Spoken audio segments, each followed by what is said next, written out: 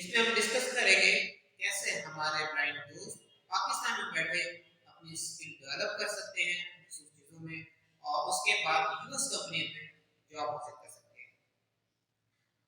इसमें हमने कन्वर्सेशन किया माइक हेस से जो कि फाउंडर और एग्जीक्यूटिव हैं ब्लाइंड इंस्टीट्यूट ऑफ टेक्नोलॉजी के। इनका इदारा 2013 से दुनिया भर के ब्लाइंड के स्किल डेवलपमेंट और एम्प्लॉयमेंट अपॉर्चुनिटीज पर काम कर रहा है। इस तमाम कन्वर्सेशन में वो आपको बताएंगे कि कैसे आप अपने स्किल डेवलपमेंट के प्रोसेस को शुरू कर सकते हैं, ब्लाइंड इंस्टीट्यूट ऑफ टेक्नोलॉजी आपकी कैसे मदद करेगा, कैसे आप उसकी मेंटरशिप हासिल कर सकते हैं और उसके बाद कैसे अपनी एम्प्लॉयमेंट यूएस के अंदर या ग्लोबली दूसरी मल्टीनेशनल में हासिल कर सकते हैं। आइए चलते इस कन्वर्सेशन की जानकारी पढ़ते हैं। आपको ब्लाइंड इंस्टीट्यूट ऑफ टेक्नोलॉजी की वेबसाइट का लिंक डिस्क्रिप्शन में मिल जाएगा। इसके साथ साथ अगर कोई आपका सवाल हो तो इसके लिए मेरा ईमेल एड्रेस भी आपको डिस्क्रिप्शन में मिल जाएगा। Hello Mike. Hello, Furquan. How are you doing today? Oh, I'm great. How are you doing? Doing really well. I'm in the Rocky Mountain region in Denver, Colorado, and it's a beautiful spring day. We're expecting a little bit of snow and a little bit of sunshine, so it's a great way to enter into spring here in the Rocky Mountain region. Okay, let's get back. Mike, could you please introduce yourself with our Pakistani friends and what are you doing in it? Absolutely. So my name is Mike Hess, and I'm the executive director and founder of an organization, a nonprofit, an NGO called Blind Institute of Technology, BIT. I grew up. I've always been either legally blind or blind.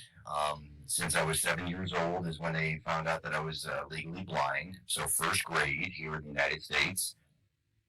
And I'm in my 50s now, so it's been a minute. I've been blind for several decades now.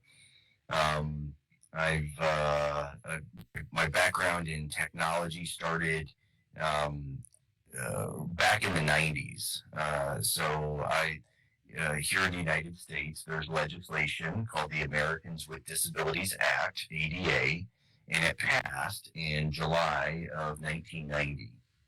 Shortly after that federal legislation passed here in the United States, IBM, one of the largest tech companies in the world, IBM sent grant dollars to a few community colleges across the United States. One of those community colleges just happened to be in downtown Denver at the Community College of Denver. And they created a program called Computer Training for People with Disabilities. And so I entered into that program, and it literally was to teach individuals like me how to become an IBM mainframe COBOL DB2 coder.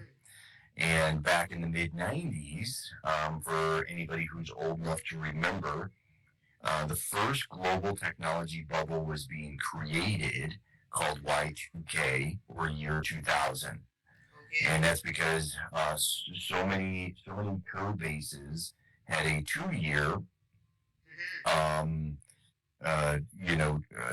they had 2 digits for the year instead of a 4-digit for the year. So a lot of companies were scrambling because, of course, they were afraid of catastrophic, technology failures and that sort of thing. So I got the training really at an opportune time back in the mid 90s because there was such a push globally for updating technology, and so I started my technology career back in the mid 90s. Oh, wonderful. And I was a mainframe COBOL coder, and I did that for about 3 years, and then moved over to the network side of the house. So I'm also Cisco certified as well, and I spent almost 20 years in the private industry, working for Fortune 5, Fortune 600 companies. Some of the largest companies in the world, I was an employee of, and I did a bunch of work for almost 20 years in the private sector, managing 7 and 8 figure projects. Um, I learned a lot, but one thing was just always evident for me is that I was the token blind person. I was the only blind person in these very large organizations. And after about 20 years for Quan, I decided, I was always wondering why I was that token blind person. Mm-hmm. So the only blind person in these really large organizations. And so I left my corporate career behind to start BIT, Blind Institute of Technology. And this was about 10 and a half years ago now. Mm-hmm. So I started BIT with a goal of helping other blind and visually impaired people, other people with disabilities, find employment. And that's what BIT does. We help other blind and visually impaired people find employment opportunities all across the globe. Oh, that's really wonderful. Very comprehensively, you have shared your journey. Um, could you please also tell me little about the 10.5 year journey of BIT with us? Sure. Yeah, BIT is. I didn't speak the language of nonprofit or NGO. That wasn't my language. So, a big part of my journey is just learning um, how to build a nonprofit, how to build a new brand, um, and realizing like what other organizations that support, let's say, just the blind, visually impaired community, and recognizing that some of these organizations feel like you're as an upstart, as a newcomer, that you're kind of competition for some strange reason. But I really established from the very beginning for Quan that we are workforce development. We are a nonprofit staffing agency, so we were created a brand that was very, very specific from all the other organizations that, let's say, support the blind and visually impaired community. As an organization, what helps us stick out is the fact that we are a nonprofit staffing agency. So we establish relationships with really large companies, not only here in the United States but across the globe, that are interested in hiring people with disabilities, and we partner with them. And so that's how BIT has really made it to be 10 years old, is because we've established these amazing relationships.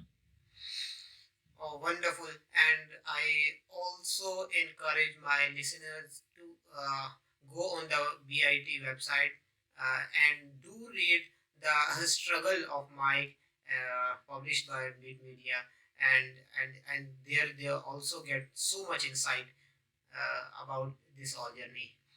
And moving on, Mike, could you please tell us what opportunities or services currently BIT is offering? Absolutely. We we are an official training provider for Salesforce for people with disabilities, and that's global. So our workforce development initiative for people with disabilities allows individuals to join the BIT Academy, have completely remote, completely accessible training that gets them qualified to become a Salesforce administrator, so a completely certified Salesforce admin. And our training is completely virtual. Our training is completely accessible. And it's also taught by individuals who are part of the blind and visually impaired community.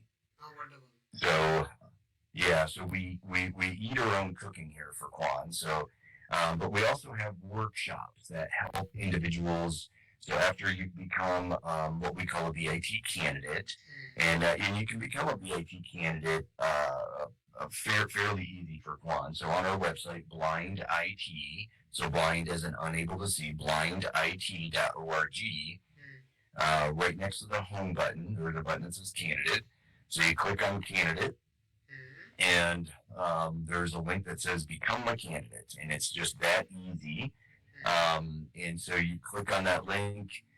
So after you become a candidate, we also have workshops available to individuals, right? And those workshops help you with resume, LinkedIn, and interview-oriented skills. And so we have, yeah, so we really want to help individuals, feel more prepared, once they get that all-important interview.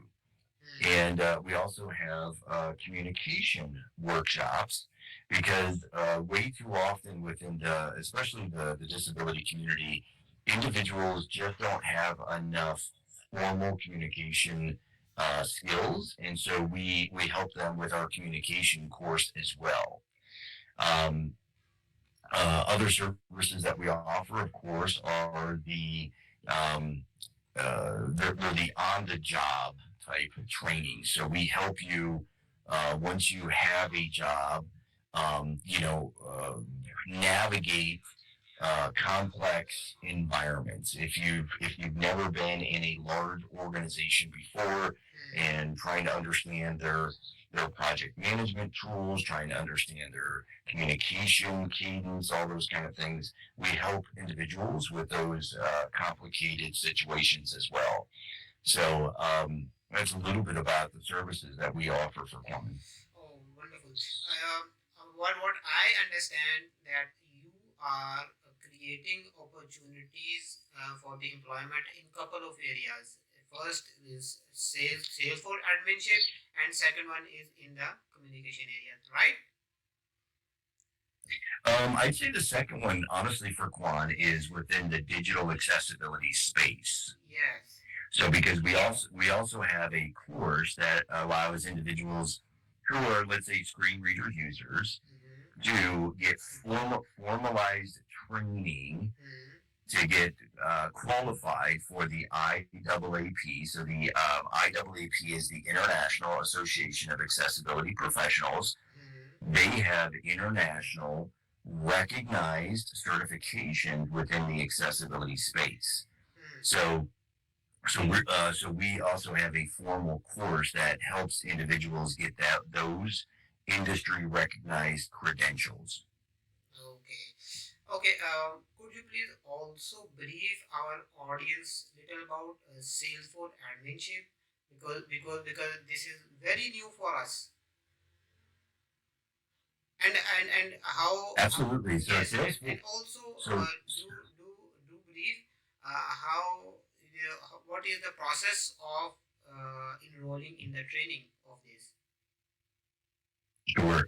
So Salesforce is it's the fifth largest software company on the planet, and they're the fastest growing software company on the planet. So and they are essentially, and again, you can get a lot of this information on our website, but they are, or you can just go out, to Salesforce's website and learn all about Salesforce, the amazing company which is Salesforce.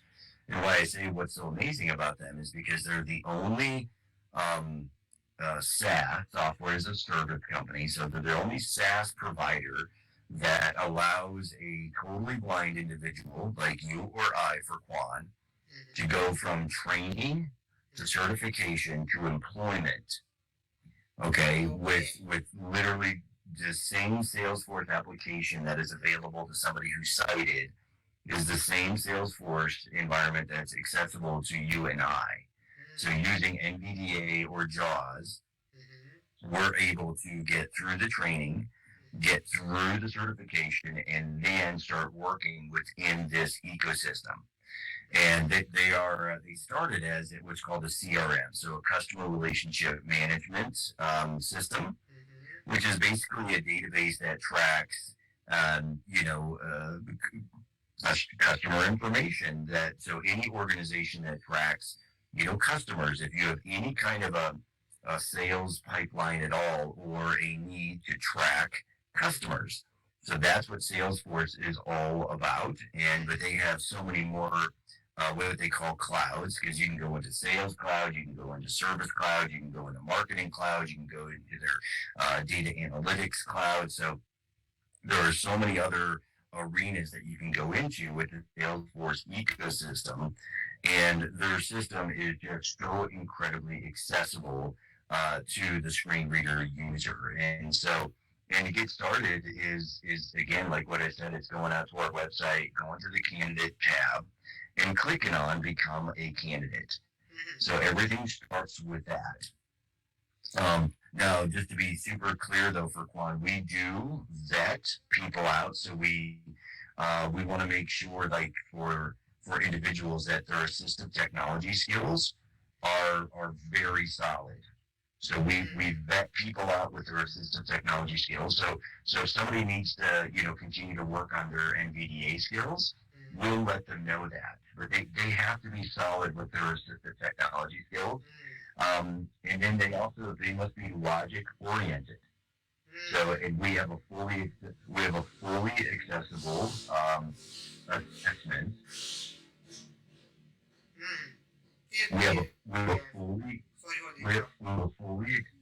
That's okay. We have a fully accessible assessment that tests an individual's logic oriented skills.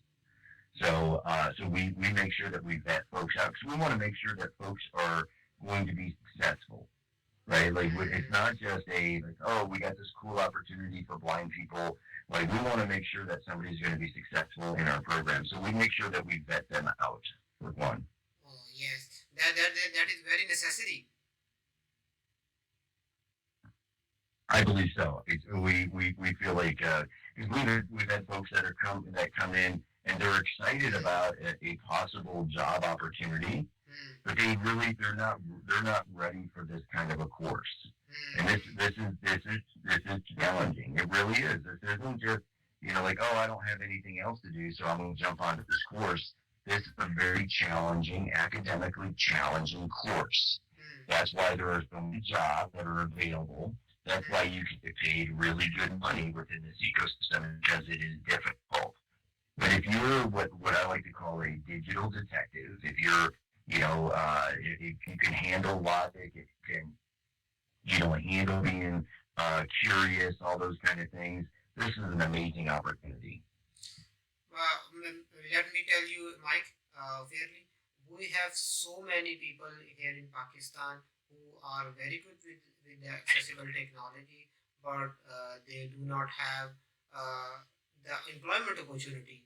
And trust me,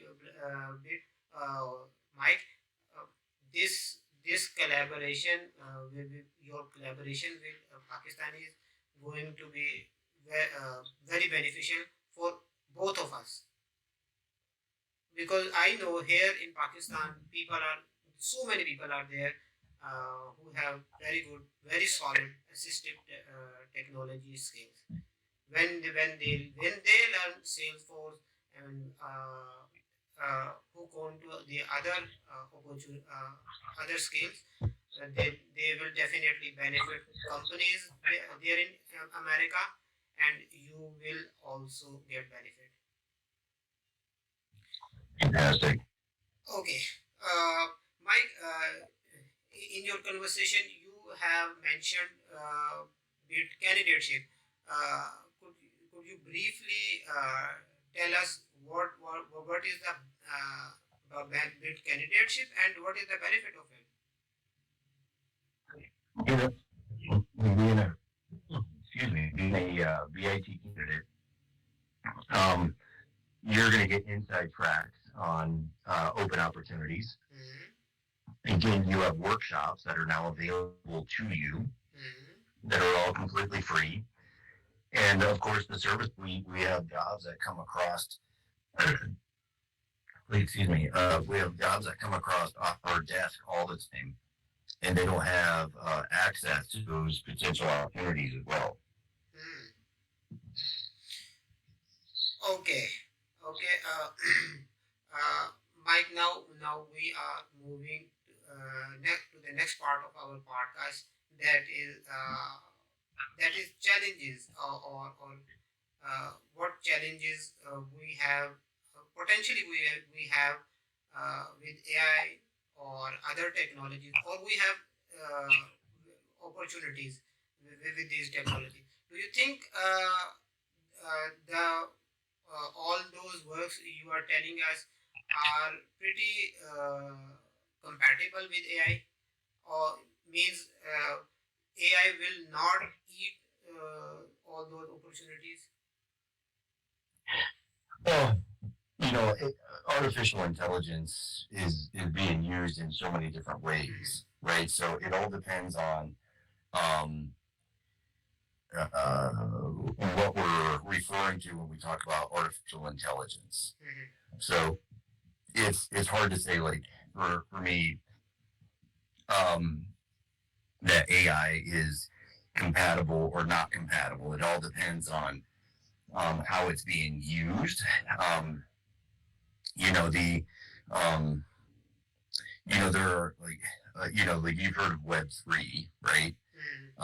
So Web 3 like is all it's all videos and pictures, and like it's and the vast majority of that environment is not going to be accessible to the screen reader user. So their entire environments, unfortunately, they're not thinking of screen reader users from the very get go, and that's what's going to be the challenge with within again, how is AI being utilized, and were they thoughtful of screen reader users?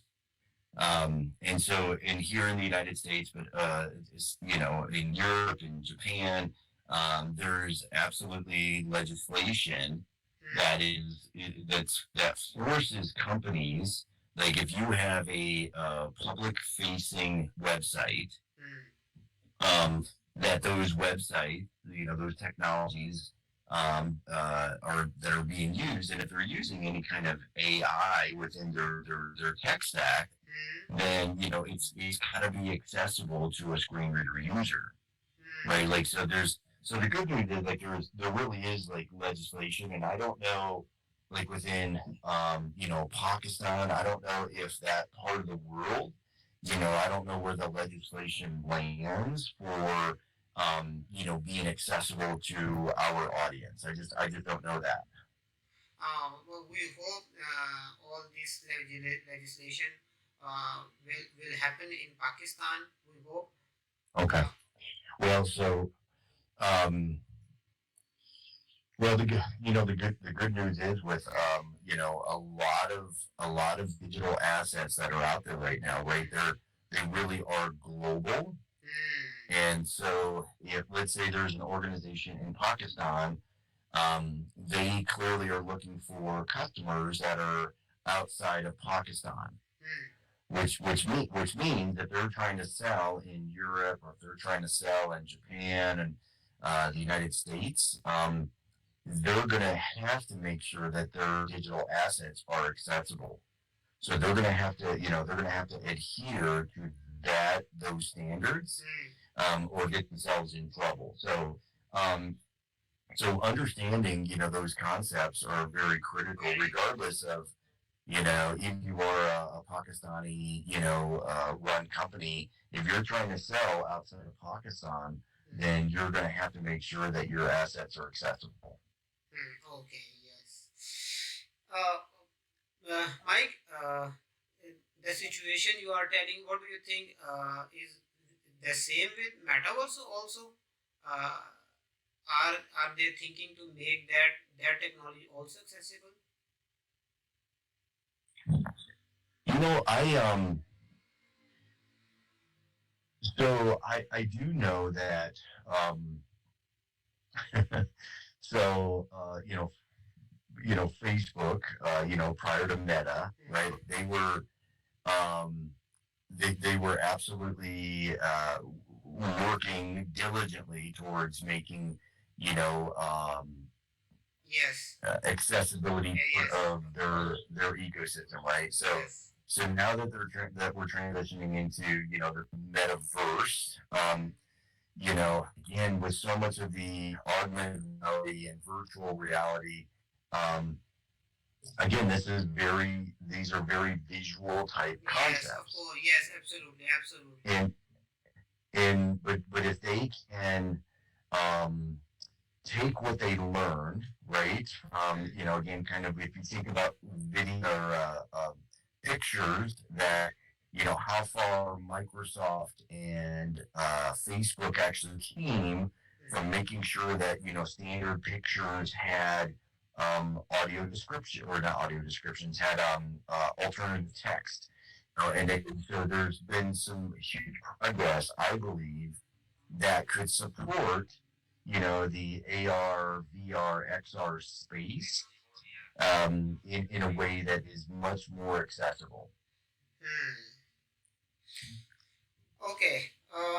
Mike, you might have just heard news that Be My Eyes, has an agreement or partnership with OpenAI uh, to use GPT-4. And do you have any information or insight how they are going to utilize GPT-4 in their system? So I do know some of the folks inside of Be My Eyes, and of course, anything that they're attempting to create, and these partners, within the AI space, all that sort of thing, they are absolutely going to make sure that this is accessible to our community. Hmm. Like I know the leadership, or some of the leadership inside of Be My Eyes, fantastic organization, and that's again an example of if you go into a relationship, right, that's using AI in a way that ensures accessibility is going to be there, it's going to be there. Hmm. That's great. Mike, do you know I also get familiar with Blind Institute of Technology through Be My Eyes.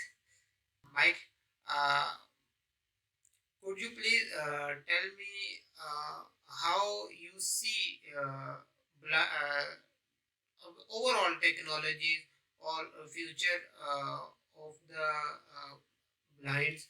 Are they moving in the right direction?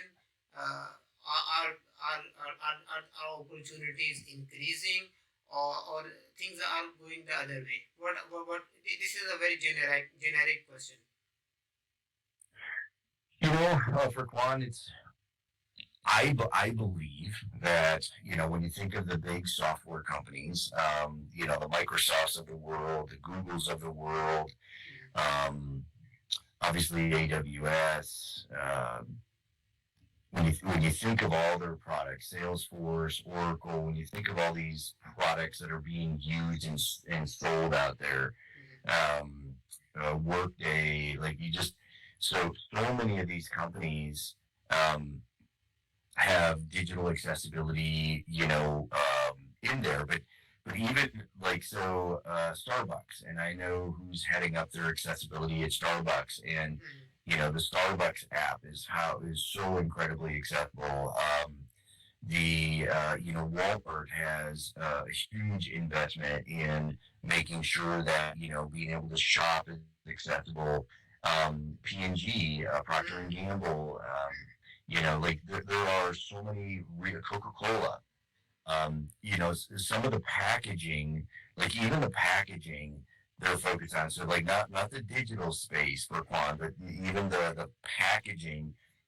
These organizations like P&G and Coca-Cola are, working on making sure that there are accessibility components built into the packaging.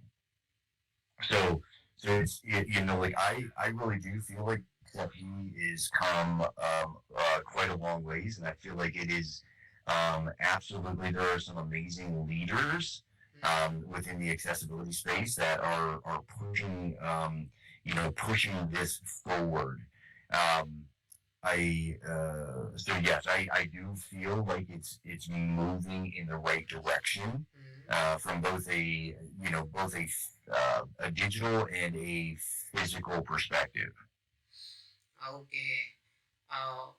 Mike, what are your future plans related to Blind Institute of Technology?